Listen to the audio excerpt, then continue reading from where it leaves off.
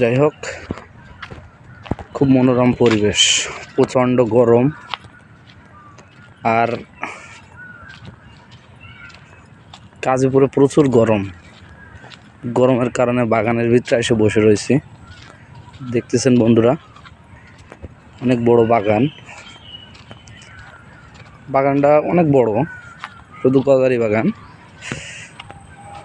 হয়তোবা আপনাদের অনেক ভালো লাগবে দেখে। তো আসলে এই প্রচণ্ড গরমে মানুষের খুবই ক্ষতির সম্মুখে পড়তেছে। অসুখ বিসুখ, বা খায়ে শান্তি নেই, কোথাও বসে শান্তি নেই।